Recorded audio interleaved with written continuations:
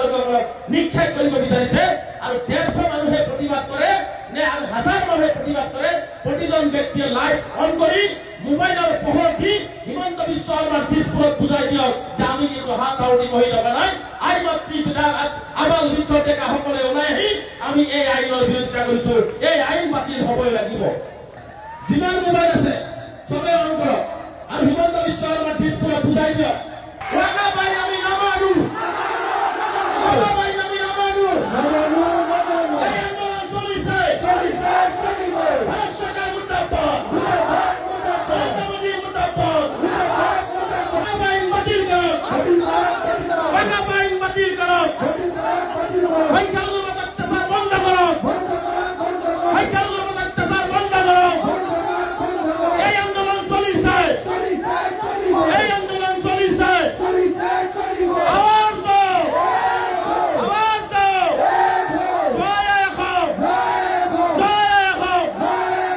ধন্যবাদ জনাইছো আমি মুখ্যমন্ত্ৰী হিমন্ত বিশ্ব শৰ্মা ডাঙৰীয়া দুৰ্বল চৰ্চক আমি জনাই দিব বিচাৰিছো আপুনি আজি জনাই দিয়ক যে বাক্সা জিলাত প্ৰতিবাদ হৈছে আৰু এই মাহতে বৰপেটা জিলাতো বৃহৎ গণসমাৱেশৰ আয়োজন কৰা হৈছে আৰু বাক্সাৰ পৰা হাজাৰ হাজাৰ সংখ্যালঘু ৰাইজে আবাল বৃদ্ধ ডেকা গাভৰু আইমাত্ৰসকলে নিজৰ গাঁঠিৰ ধন ভাঙি হলেও বৰপেটাৰ সেই জনসমাৱেশত আপোনালোকে উপস্থিত হৈ অসম চৰকাৰৰ বিৰুদ্ধে প্ৰতিবাদ সাব্যস্ত কৰিবনে নাই অহা 23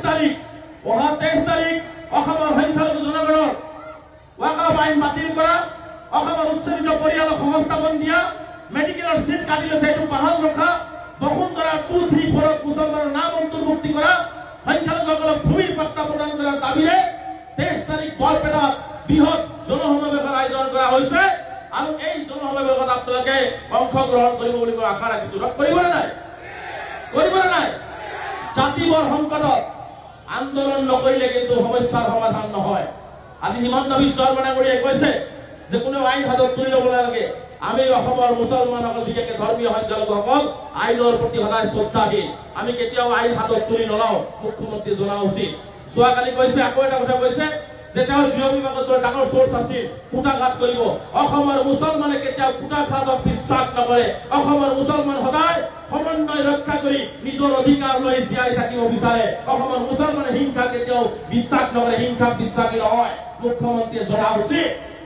মুখ্যমন্ত্ৰী এইবোৰ কৈ দিল্লীত ভাল লগাবৰ কাৰণে ডাঙৰ ডাঙৰ কথা তেওঁৰ বক্তব্যত চাব কেতিয়াবা হিন্দীত মাৰিব কেতিয়াবা ইংৰাজীত মাৰিব কাৰণ তেওঁ কিছুমান কথা উপায় মিছা কথা ক'ব আৰু সেইবোৰ কথা যাতে দিল্লীয়ে পায় তাৰ কাৰণে তেওঁ দুই ধৰণৰ ভাষণ দিয়ে অসমীয়াত দিয়ে বেলেগ হিন্দী আৰু ইংৰাজীত দিয়ে তেওঁ বেলেগকে